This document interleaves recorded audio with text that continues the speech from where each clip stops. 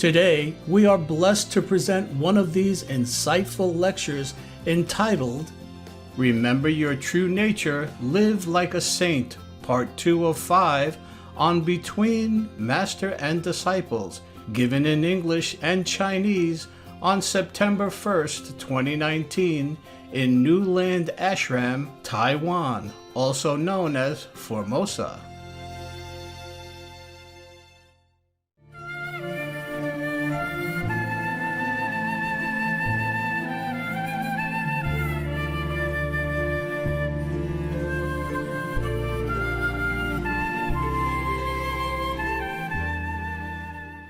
If the physical intercourse between man and woman, you call it sex. I'm shy to mention that word. When I first mentioned it, I was really very shy. But somebody asked me about it. I had to put on a brave face and tell him about why, a long time ago, some years ago. But even then, nowadays, if I mention that, I still feel very shy. I don't know why. Forgive me if I'm not so brave as you think. I'm not all that brave. I'm not all that very free to talk about anything. It's because I'm your teacher, I have to. But I always try not to mention that if I can. So, if sex is also one of the 84,000 methods to practice, why didn't the Buddha ever mention it? He even told people, try not to follow the lustful temptation. Because he knew it's very dangerous. I told you last time already. And then, suppose you practice with one person, and you might get addicted to that person, and then that person doesn't want to practice with you anymore because some reason, then you might try to get someone else. And then it will be very, very chaotic and troublesome. Not to yourself only, but to other people involved. Yeah. Even if you want to be a teacher of this so-called tantric yoga, you are not safe from the danger of addiction to sensual pleasure. I also written here, it's a dangerous way because you could be entangled in its powerful pleasure and can't reach your goal or even forget it altogether. In this physical world, sex is the most common, yet the most powerful force to reach enlightenment. Very powerful. If you're married or in love, or have boyfriend, girlfriend, you understand what I'm saying. I better not try this. But if you can avoid it, then try the way I have told you last time. The saints, the enlightened saints, they have physical contact with their wives only several times a year, just to have children only. And after that, if they have enough children the way they think they should, as the obligation to family, or just to have some children for the parental love for the wife or the husband, they will stop it after having enough children, even though they are still married. At one time, Kabir, the weaver saint, very famous poet also, he told people not to indulge in this kind of sensual pleasure. But they asked him why was he married and he had sensual pleasure before with his wife. He said, I was not enlightened. I was blind then. Yeah. So that means after fully enlightened, he and his wife become best friends only. And his wife was also a saint of high order. And she respected him then as a master, just like every other disciple. Sankapaya is one of the most famous saints in India. And you know already, sometimes people say, what's the difference between your wife and my wife? Some of the men ask, he say, she's different. She's different, yeah. And the man, the disciple or maybe nosy people ask, well, what's the difference? So Kabir says, she obeyed absolutely every one of my commandments, every one of my requests. And you know that. Some story I told you already. If some of you don't know, maybe I repeat just small portion, yeah? So that person asked, and then he tell Kabir, prove it to me. Prove it to me that your wife really listens to everything you ask. So Kabir said to his wife, she's nearby, next to him, say, go out, please, get me some stones. You know, a round stone or any stone. And then she brought it in. He said, now make a fire, put some oil in it, and fry the stone for me. She did exactly just that. Okay, finally that person, Kapish, understood that Kabir's wife is truly different from other men's wife. And another time, they run out of flour to make chapati. And Kabir sent his wife to the neighboring shop to borrow some flour. But the man, the owner of the shop, fancy Kabir's wife. Yeah, a long time already. He always tried, but he never succeed. This time, because Kabir was short of flour to make chapati for his guests, he has many truth seekers came to his house. And of course, he wants to treat them well. Well, whatever he can. He's just a weaver, you know. He has not earned that much money, even though he has princess as disciple. And the princess gave him one diamond, and he did not accept it. But then the princess stuck it under his roof somewhere and say, Master, if ever you need it, please sell it so that you can have some decent lifestyle. So some years later, she asked him, how come you still live like a poor weaver? What happened to the diamond I gave you? He said, wherever you put it, it's still there. Yeah? So he still lives a life of a simple weaver. Whatever he earns, he uses. And whatever he has extra, if somebody come to him in need or visit him, he treat them with that. But that day, too many people came, including some monks. At that time, mostly just monks came visit him. So the monks, of course, had nothing to offer. The monks in India, they go with only one staff, one bottle, like a god, to get the water. That's it. And then one clothes. One they cover around here, and one they wrap around them. You know, maybe a blanket, maybe a cloth. That's all they have, the Indian monk. The Indian monks that I have seen, okay? The Hindu monks, yeah, and other monks and nuns as well. Same. Even nuns, they're also like that. Therefore, Kabir has to go borrow some flour. But this man, the owner of the shop, had taken much liking to the wife of Kabir a long time already. So this time he used this opportunity to kind of force her, say, if you have a physical relationship with me, then I give you as much flour as you want to take. The wife, of course, don't like that. Come home and told her husband. Kabir said, what? Just that? And you did not even agree? Come, I take you back there. Because it's raining and it's muddy.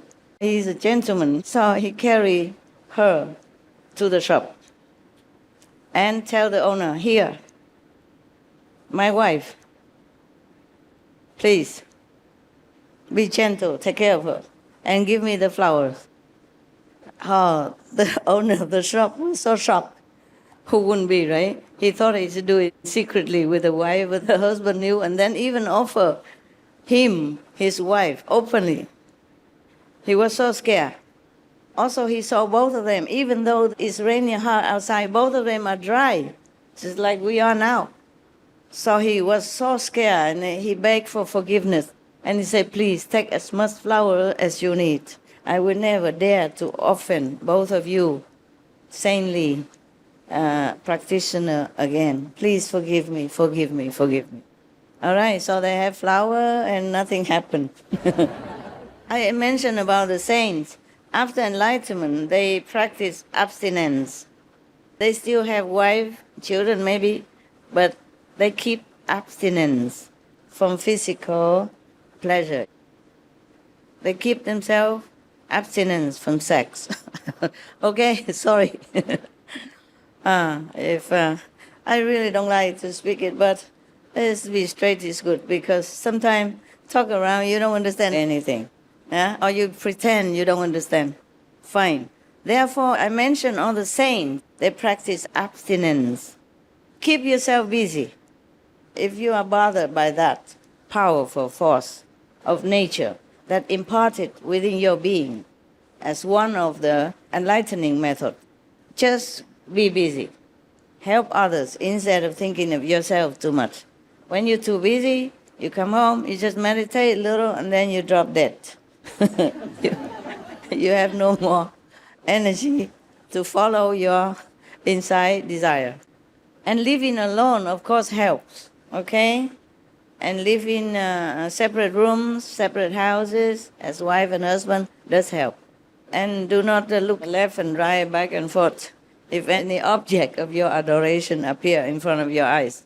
The monks was taught by the Buddha to look only about 1 meter in front of them, so that they can see the insects, so they don't hurt them.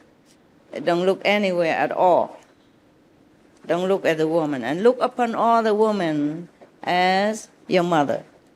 And for the nun, look upon all the men as your father, or your brother, or your sister, like that, to avoid trouble. If any desirous thought creep up in your mind, you cut, yeah? Think of something else, recite the 5 names. Try as best as you can. Of course, it's very powerful, this one. Very, very powerful. It is very powerful. It even can create human beings. Imagine how more powerful can any other power be. Create maybe not just one human, but many humans. Create the whole world as you see it. So how powerful that force inside you. If you cannot tame it, then of course it's understandable. Just try to. Maybe that's why when women and men came of age, they have to marry and slowly tame it. Try your best. Because this physical pleasure not only entangle you in a lower type of energy, but also expand your energy too much. Yeah. Okay. Now I don't think I need to say any more, do I? No? Okay.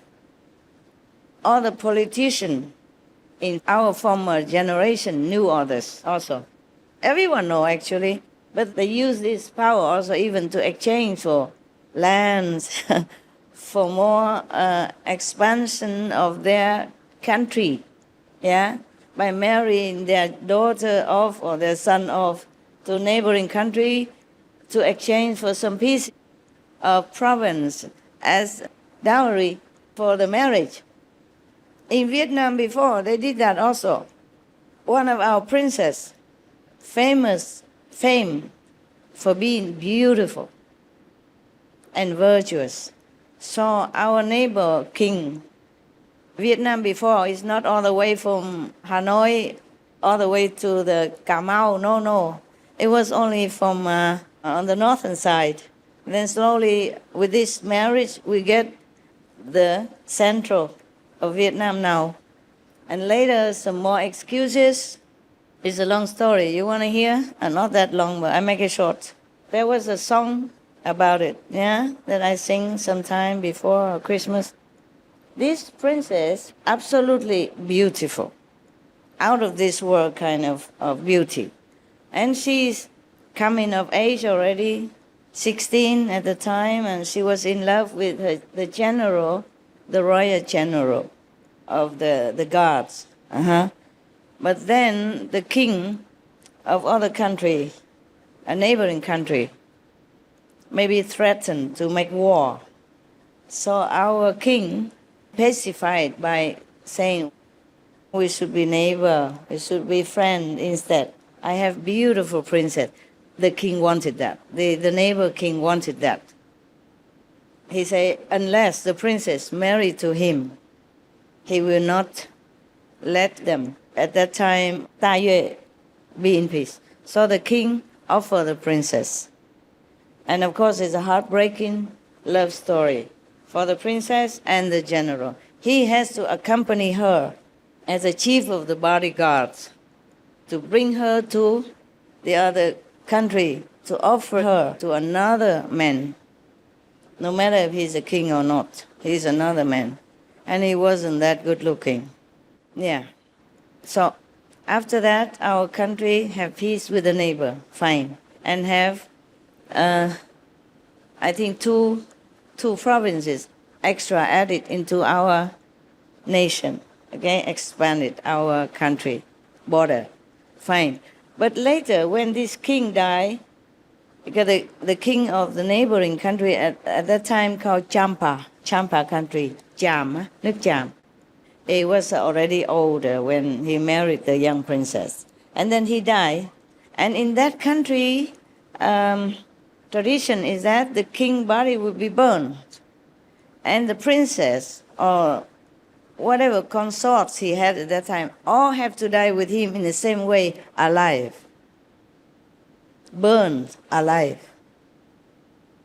Because it was a wrong translation, one wrong word. Because that time Champa also influenced by Indian culture.